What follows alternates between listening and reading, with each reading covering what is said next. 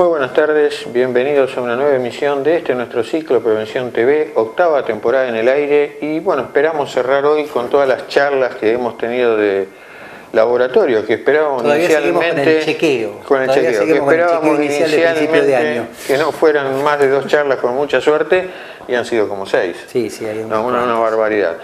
Vamos matizando con algunos temas, sí. Pero bueno, en definitiva... Vamos a arrancar hoy hablando de un último tema importante, y ese tema es una víscera, esa víscera es el riñón. Así que luego de un breve corte vamos a empezar a hablar de lo que son los análisis renales.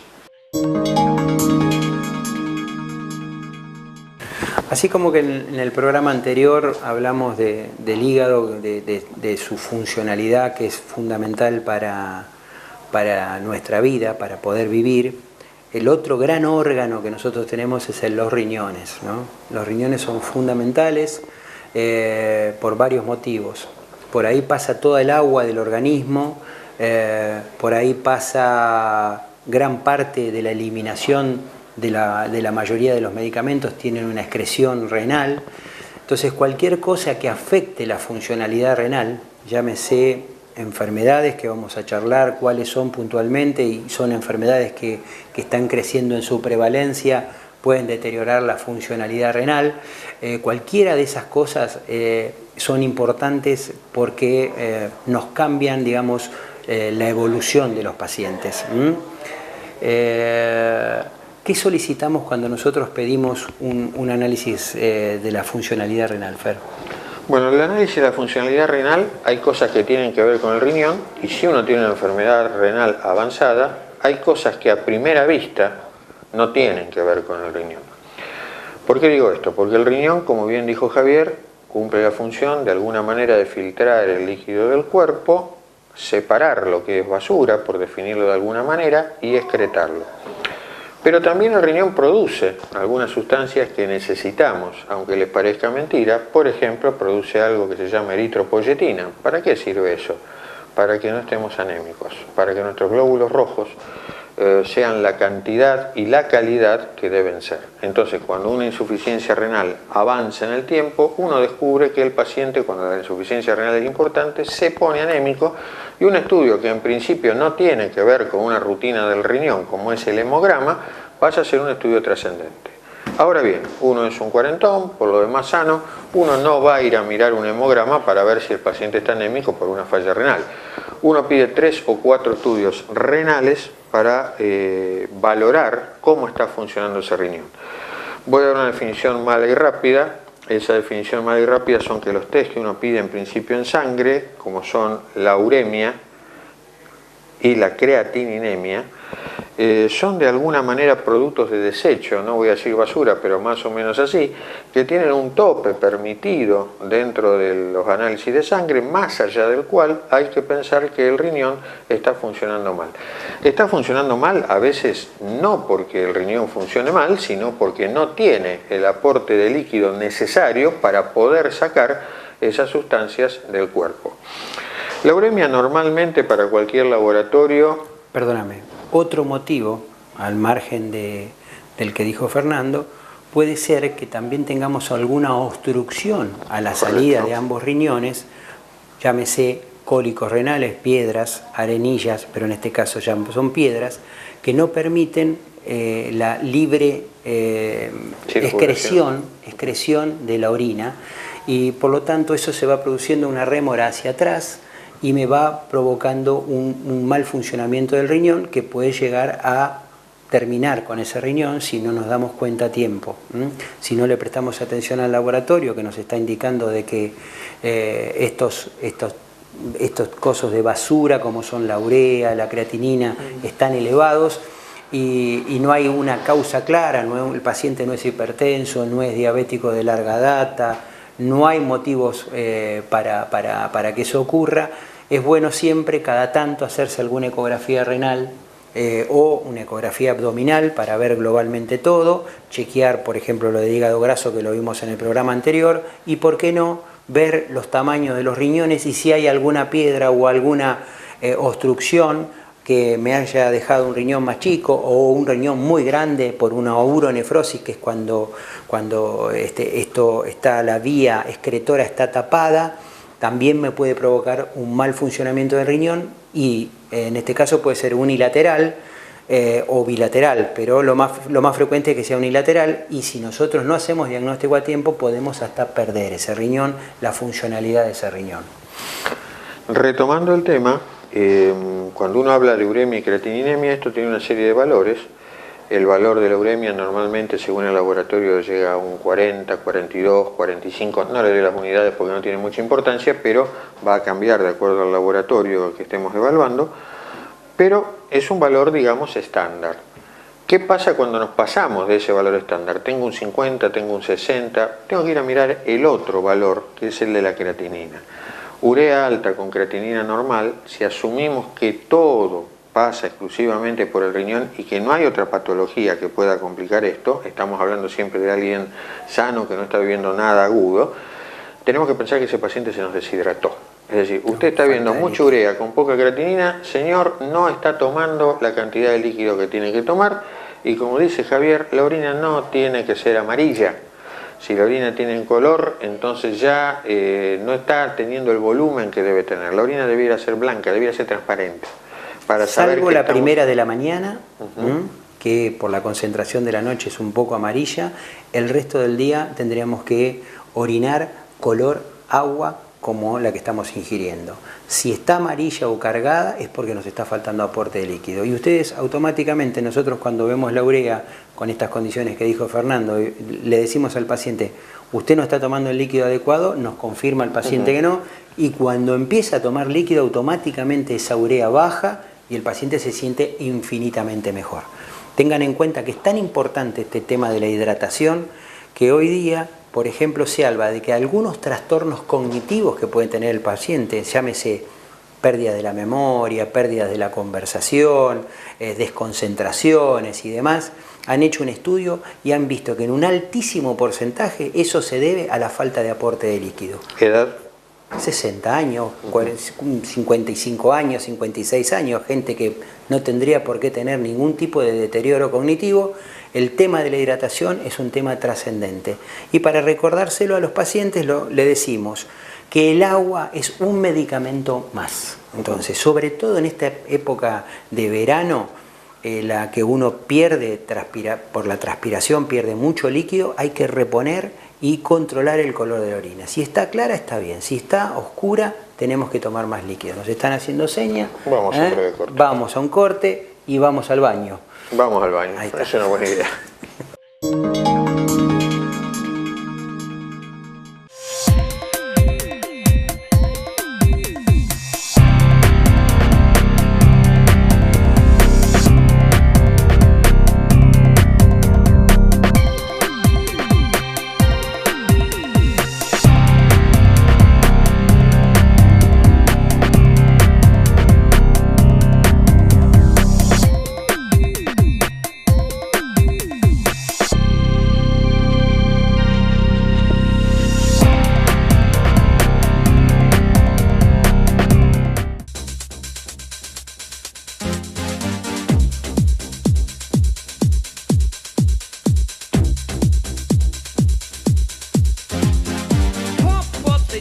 Pump it up while your feet are stumping and the jam is pumping. Look ahead, the crowd is jumping.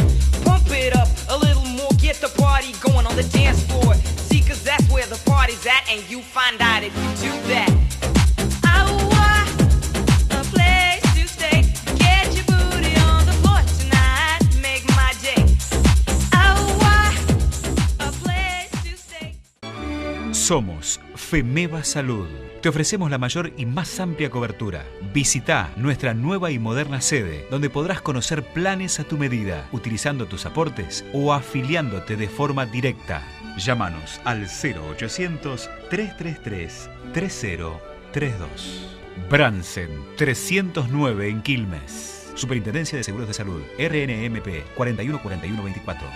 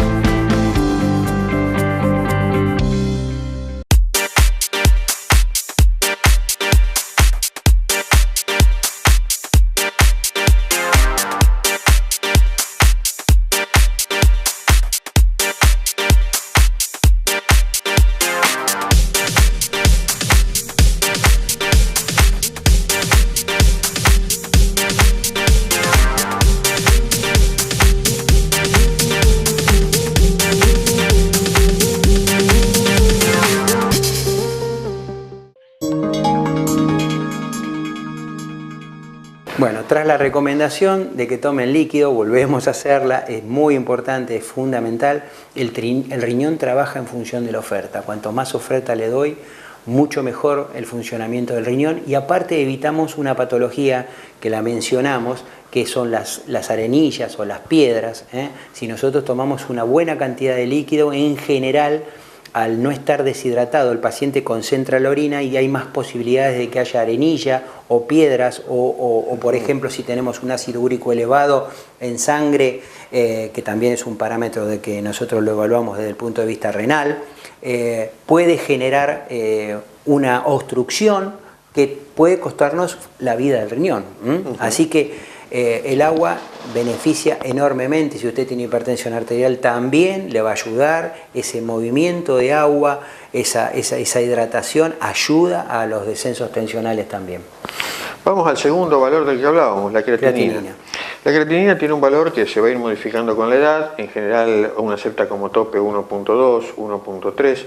Ojo con los que miran, se le da por mirar los análisis, porque uno dice, tengo 1.6, 1.7, y la gente cree que ese 1.6, 1.7, por estar cerca del 1.2 está bárbaro.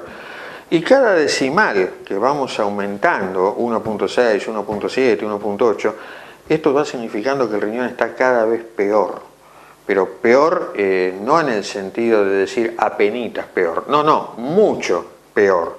Y si ustedes se toman el trabajo de mirar los análisis, miren porque con detenimiento la creatinina, porque cada decimal que se desvía del tope implica que ese riñón está sufriendo. Y normalmente ya va de la mano con urea alta, ya por ahí no se soluciona solamente con agua. Tomar líquido. Por ahí hay que mirar otro tipo de cosas en ese momento. Análisis de sangre, todavía nos queda hablar de algo que a primera vista puede parecer que no tiene mucha relación con el riñón, que es lo que nosotros llamamos el ionograma. ¿Qué es esto? Sodio, potasio y cloro. Son sales, ¿no? Como ustedes comprenderán, el sodio que estamos evaluando ahí no tiene nada que ver con la hipertensión. Uno tiene un sodio normal, pero si tiene un sodio un poco alto no significa que esté hipertenso. Ese sodio alto nos habla de otra cosa, pero como el sodio bajo también. Pero acá lo que nos interesa puntualmente es el potasio. Si un riñón funciona mal, o si uno toma una medicación que puntualmente pueda ahorrar potasio cuando uno tiene problemas renales, entonces el potasio de golpe y la dieta de todo aquello que hace aumentar el potasio, caso banana, cítrico, tomate, por citar algo, se puede convertir en un problema. Entonces cuando uno está mirando el riñón, no solo mira la urea, no solo mira la creatinina, también está mirando el potasio, a ver puntualmente dónde se sitúa. Y desde el punto de vista cardiológico, un aumento del potasio nos trae alteraciones electrocardiográficas y complicaciones importantes, arritmias y arritmias muy graves. Genera complicaciones cardiovasculares, como mencionó Javier, y complicaciones musculares, que tampoco son para despreciar, ¿no? En el sentido de debilidad o en el sentido exactamente al revés de hipertonía. Si está bajo el potasio, también pueden traer calambres. Correcto. Calambres en las piernas.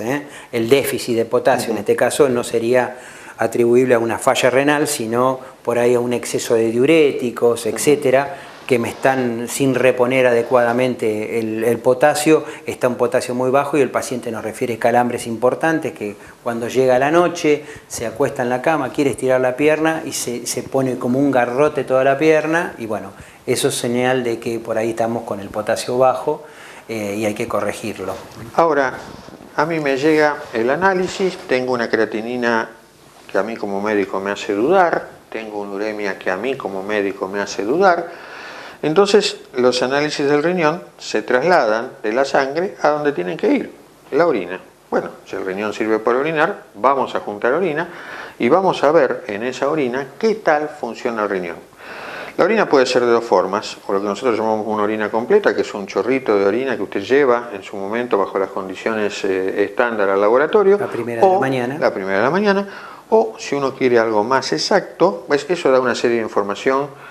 A su vez de las cosas que habló Javier, uno puede ver ahí cristales de calcio, puede ver cristales de ácido úrico, puede ver la arenilla, puede ver lo que nosotros llamamos cilindros, que a su vez le hablan de distintas enfermedades del riñón, pero si uno quiere ver la funcionalidad del riñón, el test son la orina de 24 horas. Usted va a ver ahí que le piden algo que se llama clearance o depuración. ¿Qué es eso? Bueno, el día que usted lleva la orina de 24 horas van a ver que también le sacan sangre. ¿Para qué? Voy a comparar la creatinina que tengo en la sangre contra la creatinina que tengo en la orina. Eso me da un valor que se llama depuración o se llama clearance. Y eso es concretamente lo que me va a decir a mí, ese riñón funciona bien, ese riñón funciona más o menos, o el paciente tiene una franca insuficiencia renal. Eso se llama filtrado. Filtrado glomerular. Que es el filtro, o sea, la capacidad que tiene el riñón de eliminar estas cosas, estos sustratos en un minuto. Correcto, se mide normalmente mililitro minuto, hay veces que se mide mililitro 24 horas, va a depender, y la interpretación que se haga va a depender de lo que el clínico, el nefrólogo o hasta el cardiólogo o el diabetólogo le hayan pedido para poder evaluar la situación. Tengan presente que el riñón, tal como el hígado, es un órgano muy noble y que una caída hasta del 50% del funcionamiento del riñón no se siente. Piensen que hay donantes de riñón que siguen viviendo con un solo riñón y ese riñón se aguanta como para poder llevar adelante la función de los dos. No es lo único que vamos a tener en una orina de 24 horas. Cuando el riñón funciona mal, se empieza a perder proteína en orina, es lo que se llama la microalbuminuria. Esa microalbuminuria también tiene un valor estándar y ese valor estándar nos da pautas del funcionamiento renal de la mayor o menor falla del riñón. A veces esto se altera sin que haya falla renal. ¿Cuándo? Cuando el paciente es diabético. Una diabetes mal controlada, con una función renal normal, también nos va a hacer aparecer proteína en orina. ¿Qué pasó? ¿Fue el riñón? No. Es la diabetes que controlamos mal, o a veces, incluso, con función renal normal, siendo diabético, con diabetes aparentemente controlada, puede aparecer microalbuminuria en cantidad. ¿Cuándo? Cuando hay algún problema vascular en curso que no haya saltado, llamemos así, que no haya sido visto, digamos, de otra manera. De otra manera, por ejemplo, tengo un problema coronario en curso, por ahora es silente. Recuerden que los diabéticos pueden no tener dolor de pecho, y no me lo marcó por ahí la prueba de esfuerzo, pero la microalbuminuria me está alertando de que se está obstruyendo algo en algún lado. Pongo el ejemplo coronario, pero puede ser carótida, puede ser riñón, por supuesto. Puede ser una disfunción sexual también. Correcto. Muchas veces los pacientes vienen por disfunción sexual, con disfunción sexual, y nuestra primera sospecha como cardiólogo depende de la edad del paciente. Si es una persona joven, entre los 50 y los 60 años, nosotros pensamos y analizamos que podrá ser el inicio de algún problema coronario eso.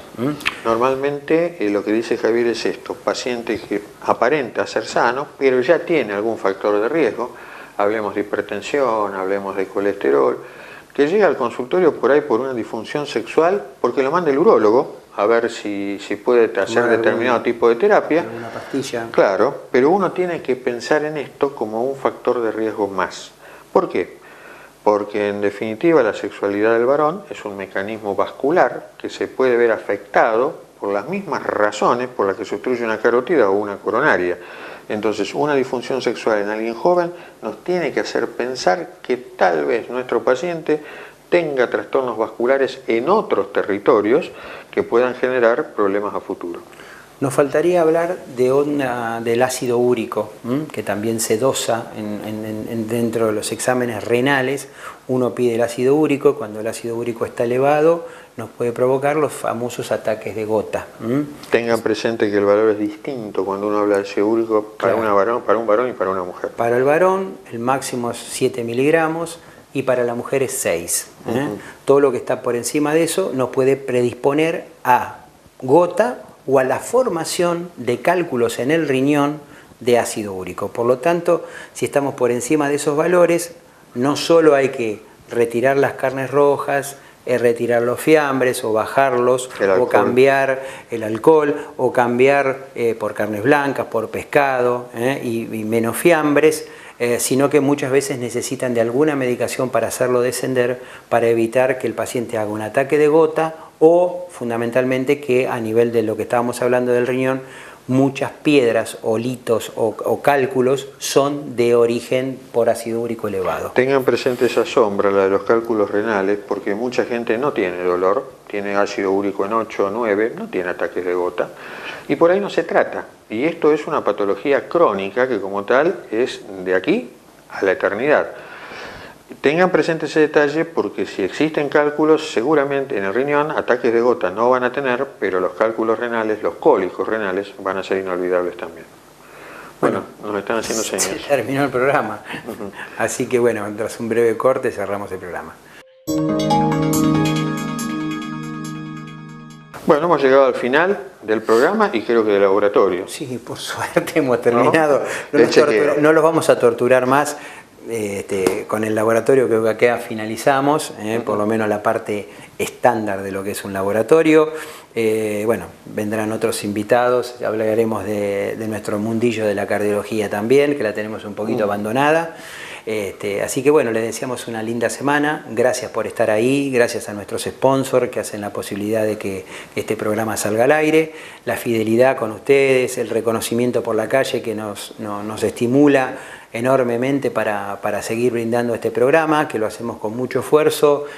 Ambos tenemos muchísimo trabajo y dedicamos nuestro tiempo a esto, que es nuestra pasión, que nos gusta transmitirles a ustedes para que ustedes puedan aprender de sus enfermedades, así se pueden cuidar mejor. Ese es el lema de nuestro programa.